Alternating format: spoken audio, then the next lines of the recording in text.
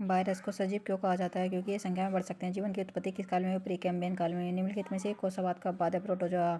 Virus हो गए influenza. Virus होते हैं स्वतंत्र जीन। ओरिजिन ऑफ स्पीसीज नामक पुस्तक के लेखक डार्विन। जीवोत्पत्ति की दिशा में सर्वप्रथम किन कार्बनिक पदार्थों का निर्माण हुआ? न्यूक्लिक अम्ल और अमीनो अम्ल। स्टैनली ने जीवन की उत्पत्ति के संबंध से सरल अमीनो अम्लों का संश्लेषण किससे किया? H2NH3CH4 जल वाष्प। निम्नलिखित में से किसमें केवल एक लड़ीदार डीएनए होता है? OX175। जीवोत्पत्ति के समय वायुमंडल में स्वतंत्र अवस्था में नहीं था ऑक्सीजन। जीवोत्पत्ति के समय मिलर को पर्याप्त हुआ अमीनो अम्ल। एड्स का कारण होता है।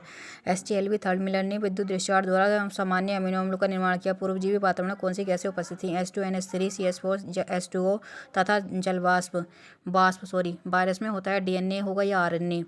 बैक्टीरियोफेज हैं वायरस जो विषाणुओं पर भक्षण करते हैं। जीवोत्पत्ति के समय रासायनिक विकास के कारण हुई। इनको किस वैज्ञानिक ने समझा? ओपेरिन। जीवन की उत्पत्ति हुई लगभग 3 बिलियन वर्ष पहले। बैक्टीरियोफेज के खोजकर्ता हैं ट्वार्ट। जीवन की उत्पत्ति से पहले आदि वायुमंडल में निम्नलिखित में से कौन यौगिक उपस्थित था? जल वाष्प H2NH3CH4।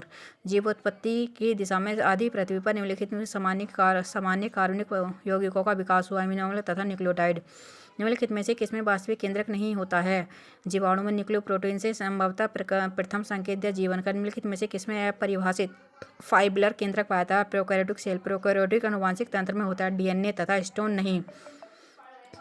कोशिका का वह उदाहरण जिसमें कोशिका झिल्ली और माइटोकॉन्ड्रिया नहीं होती। जीवाणु कोशिका उपापचय एंजाइम में उपस्थित होता है। विषाणु में बैक्टीरियोफेज में होता है न्यूक्लियोप्रोटीन। प्रथम विषाणु के खोजकर्ता इवानोव्स्की।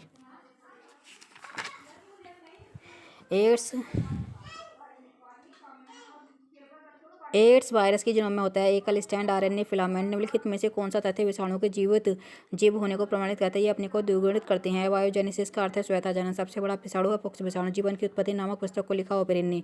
ओपेरिन के अनुसार जीवन की उत्पत्ति हुई स्वतः जनन से। सबसे पहले किस प्रकार का श्वसन विकसित हुआ?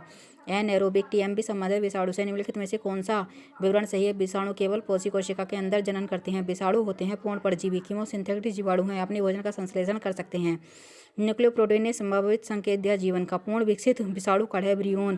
पृथ्वी पर प्रथम प्रकट हुए जीव को कहते हैं प्रोबियोन्ट।